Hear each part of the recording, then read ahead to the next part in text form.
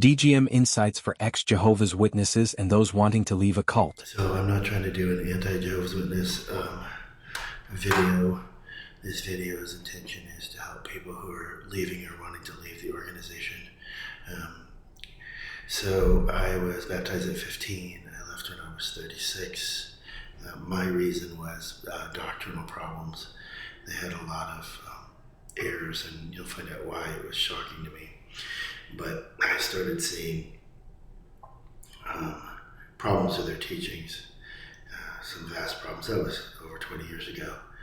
So I left, and I had problems, and I'm talking to those of you who might still be having problems. I use Jehovah's Witnesses as a cult, as an example of a cult in some of my videos, and I was asked, why don't you do something to help ex-Jehovah's Witnesses? And then I read these Facebook posts and stuff, and you feel like it really hurts you to hear that they're having these problems. So I left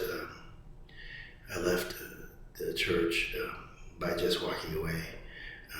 I have a reason why I knew that they were not in divine favor at all, and I'll tell those stories. Some of them are funny. But I walked away, and my wife walked away. We were a family pioneer, so I was a regular pioneer, and my wife was a regular pioneer. I had a son who started regular pioneering, and we saw some really serious things about the organization, and we walked, and that was before all the serious scandals that have happened since then. But these videos are about you, and to try and explain how you can help yourself. So my journey began when I started seeing cracks in the teachings. I was assigned to a Spanish-only speaking kingdom hall, and I was having trouble with my Spanish, and the rest of my family were doing great. We were regular pioneers, so we were immersed in it pretty heavy. And so I started translating. I had an interest in translating anyway, so I translated the Greek, the English, and the Spanish, because when I saw differences in the way the English and the Spanish were written, I wanted to find out, why the differences. It's funny, I asked an elder in Spanish why the differences, and he said, because our translators know what they're doing, which was a real funny response. But so that got me involved more into what the Greek was saying. It helped my Spanish, but I've long lost it because of 20 years. But it was funny that he would say that as an elder. So anyway, my son had a health problem, and being at high altitude was really needed for his lungs. And so we moved to this small town in the middle of nowhere, and we were continuing to pioneer. And we realized that they were doing some really unchristian things behind our back. And one of them had to do with the fact that I found some cracks in the teachings of 1914 and 1935 and some other teachings. And for other reasons, I was talking to a lawyer. This was earlier than moving to the high altitude, but for other reasons, I was talking to this lawyer that I knew. He was a really nice guy. He was at Bethel. And I told him what I learned, and he said, well, you can't say that. And I said, well, I wrote him about it. And he said, well, they're going to disfellowship you. And I said, what? And he goes, what you're saying is right, and they know it's right, but they have to protect their dogmas. And this is a major dogma, so they'll disfellowship you, or they'll so much try to harm you. So he gave me forewarning, and I had recorded this conversation, and I erased it because I didn't know if it's legal or not. But I kind of played it for my wife, and she said something that haunted me, my first wife. She said, no true Christians would do that. Now, if any statement was going to haunt you, no true Christians would do that. No follower of God should do that. If those statements haunt you, I understand. They haunted me. And so after we moved to this high elevation thing, we slipped away. We just stopped going to meetings, and the first couple of months they call you up, you're sick, and I didn't answer the phone because I knew who they were. I had caller ID, so then things got more and more extreme, and I'll tell you those stories. Those are kind of funny. But anyway, that's kind of the setup of where I come from.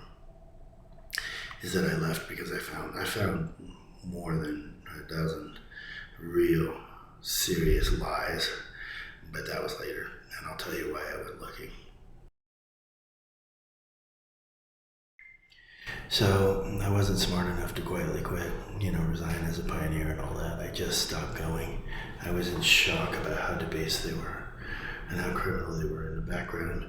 I'm going to tell you some stories. I shouldn't have been shocked. I should have looked at reality. And that's basically what will help you, is looking at reality of this organization, how it cannot be from God. It's just has a lot of problems, and I'll tell you about them in a second. But so back to my story. So we walked away, and we were going to go back later, but things got really crazy. I'll tell you a couple stories. So the elders were, it turns out I was getting these crank calls at 2 o'clock in the morning. Like every other day I was getting these calls. So, the phone company would allow you to push these buttons and it would record the crank call.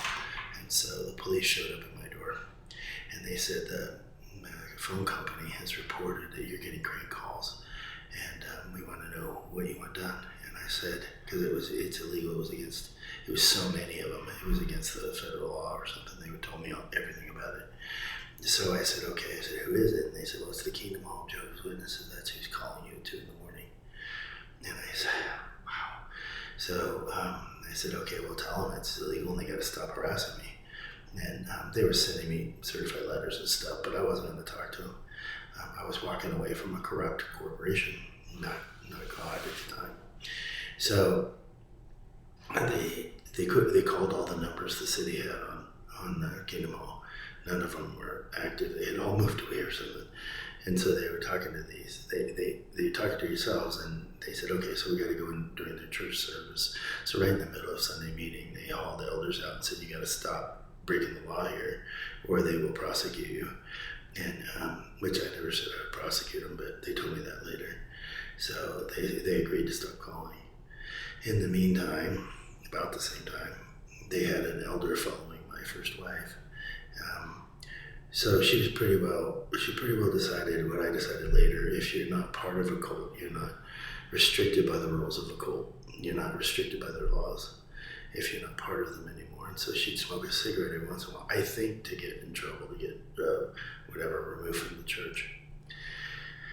I don't think he ever saw that, but what they did do was that her employer, she drove a truck. She's a little thing, and she drove a giant truck for this hardware company, and the hardware company had a camera, and so they noticed that this truck and this guy was stalking her, and it really concerned him. Turned out to be an elder at the congregation, but he was stalking her in their minds.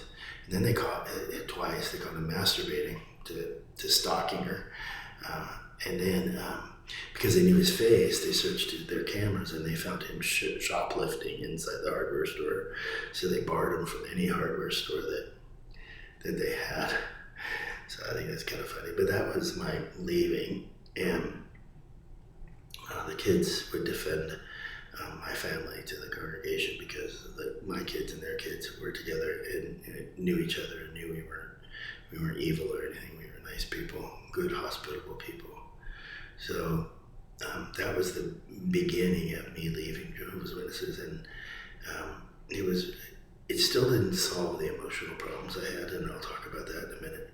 But it was a good example of leaving the wrong way. I would also say that if I knew what I knew now, I would have gotten my children psychological help.